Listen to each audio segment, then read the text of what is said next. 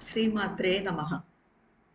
Thoughts and అఫరిజమ్స్, భావాలు సూక్తులు. ఈ థాట్స్ అండ్ అఫరిజమ్స్ అన్న గ్రంథాన్ని శ్రీ అరవిందులు పాండిచ్చేరికి వచ్చిన కొత్తలో అంటే 1913 ఆ ప్రాంతంలో రచించారు. అయితే వీటి మీద సాధకులు అడిగిన ప్రశ్నలకు వివరణలు ఇస్తూ దాన్ని విశ్లేషించడము మదర్ శ్రీమాత 1958 నుంచి 1970 వరకు అంటే 12 ఇయర్స్ వీటి గురించి వివరించారు. దాన్ని చూద్దాం. Either do not give the name of knowledge to your beliefs only and of error, ignorance or charlatanism to the beliefs of others, or do not rail at the dogmas of the sect and their intolerance. నీ నమ్మకాలను మాత్రమే జ్ఞానం అని, ఇతరుల నమ్మకాలు తప్పు, అజ్ఞానము లేక కపట నాటకం అని పేరు పెట్టకు.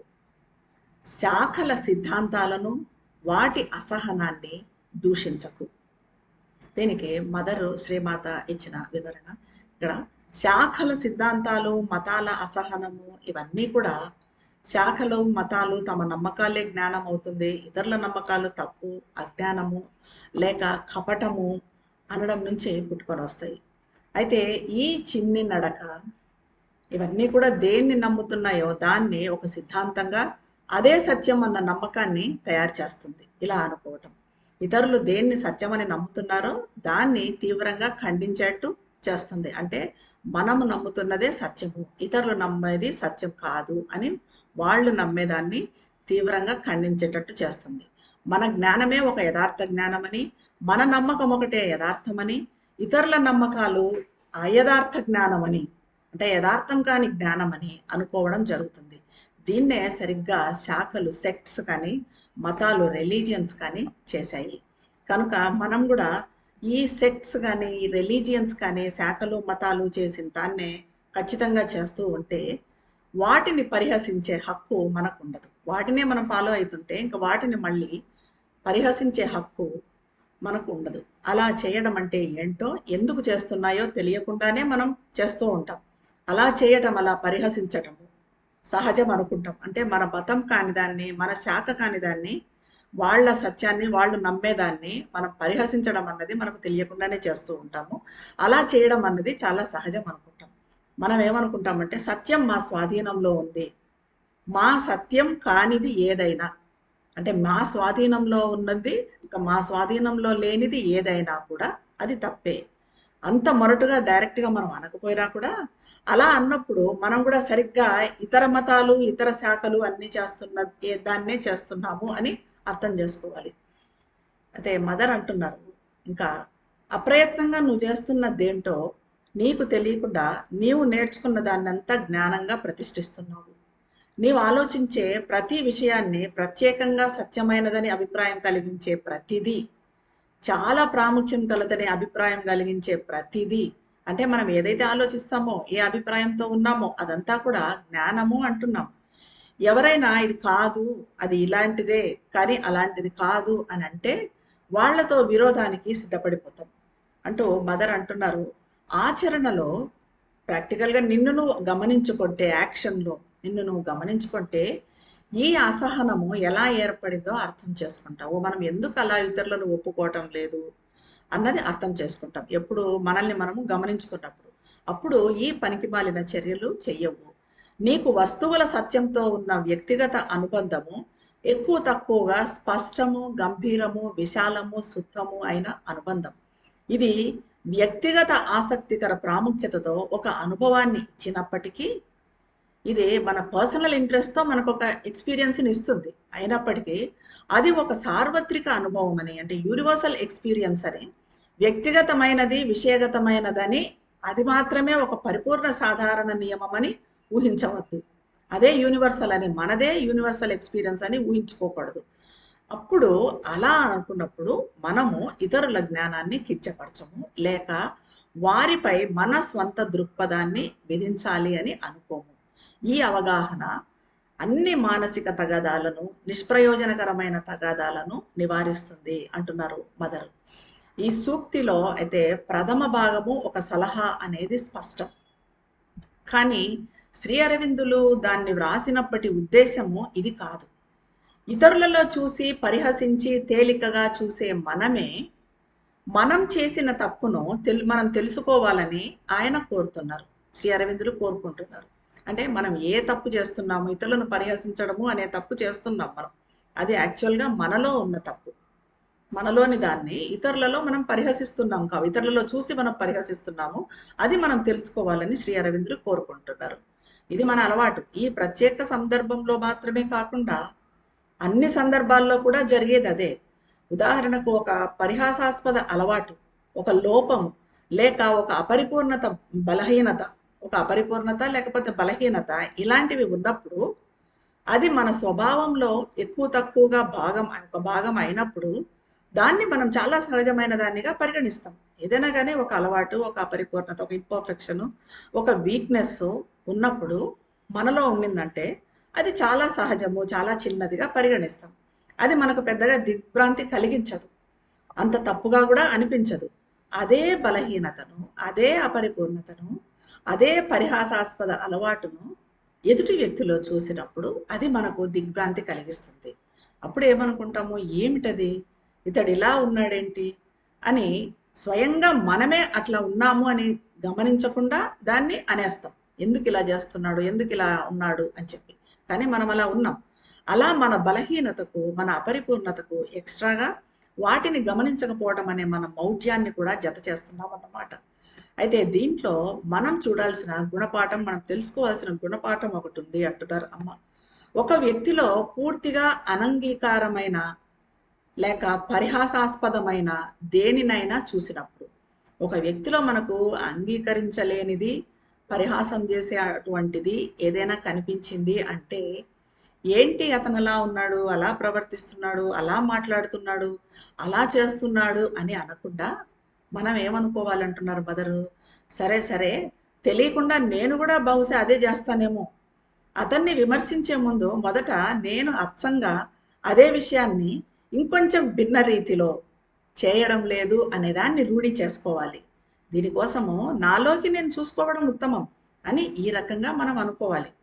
మరో వ్యక్తి ప్రవర్తనతో దిగ్భ్రాంతి చెందిన ప్రతిసారి ఇలా చేయాలనే మంచి భావము, బుద్ధి మనకుంటే, అంటే ఇతరులలో చూసి ఆ బలహీనత అనుకొని పరిహాసం చేయడము ఇవన్నీ చేసి దిగ్భ్రాంతి చెందే బదులు ఈ రకంగా మనలోకి మనము స్పష్టంగా చూసుకుంటే, ఆ బుద్ధి మనకుంటే మనలో ఉన్న బలహీనతలను చాలా తేలికగా స్పష్టంగా చూడగలిగే విధంగా మన ముందు నిలబడిన వ్యక్తి మనం ప్రతిబింబించే ఒక అద్దంలా ఉన్నాడు అని తెలుసుకుంటాం.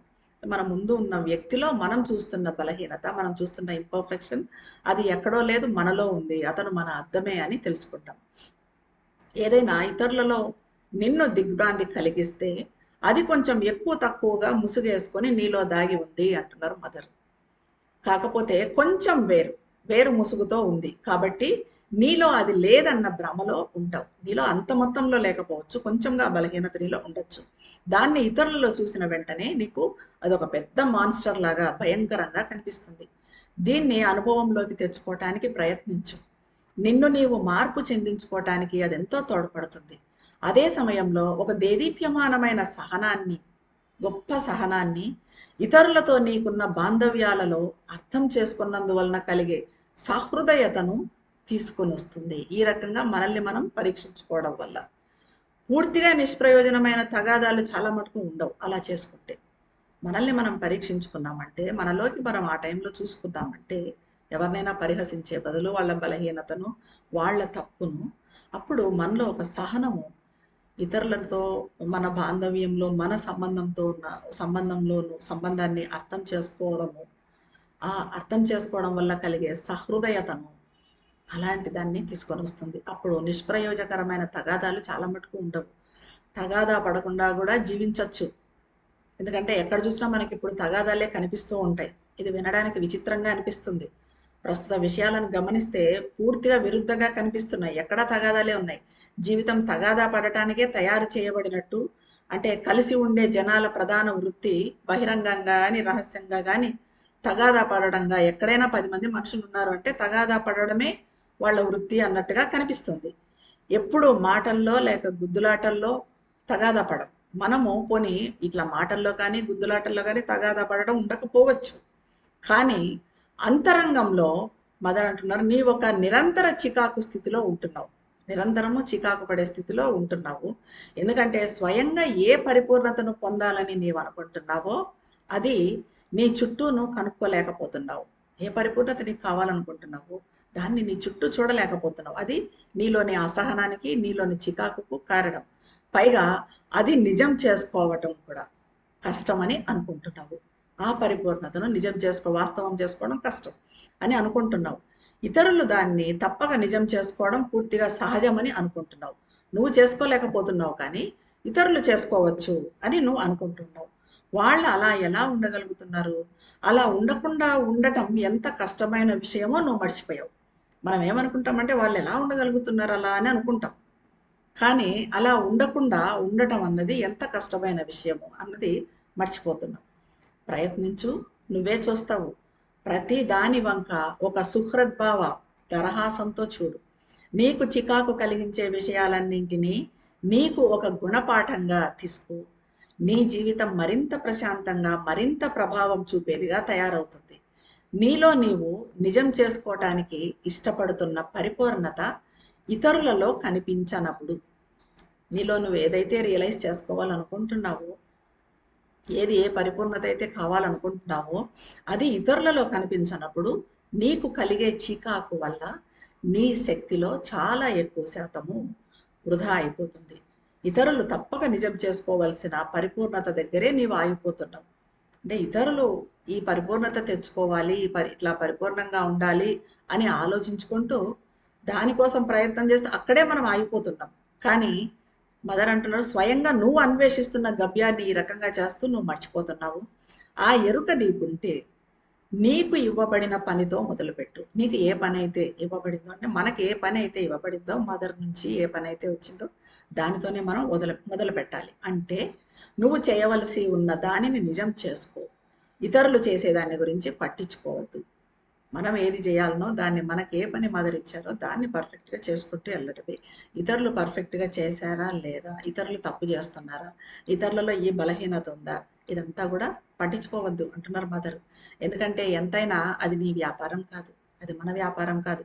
యథార్థ వైఖరికి మంచి మార్గం ఏంటంటే, నా చుట్టూ ఉన్న, యథార్థంగా మనం అనుకోవాల్సింది ఏంటంటే, నా చుట్టూ ఉన్న వాళ్ళంతా, నా జీవితానికి సంబంధించిన పరిస్థితులన్నీ, నా దగ్గరున్న జనమంతా నేను సంపాదించవలసిన పురోగతిని నాకు చూపించటానికి దివ్య చైతన్యము నా ముందు నిలిపిన ఒక అద్దము. ఈ పరిస్థితులు కానీ, జనం కానీ, ఇవన్నీ కూడా మన చుట్టూ ఉన్న మనుషులు కానీ, ఇదంతా కూడా మనం సాధించాల్సిన పురోగతిని మనకు చూపించటానికి డివైన్ కాన్షియస్నెస్, మదర్ కాన్షియస్నెస్ మన ముందు నిలబెట్టిన ఒక అద్దం.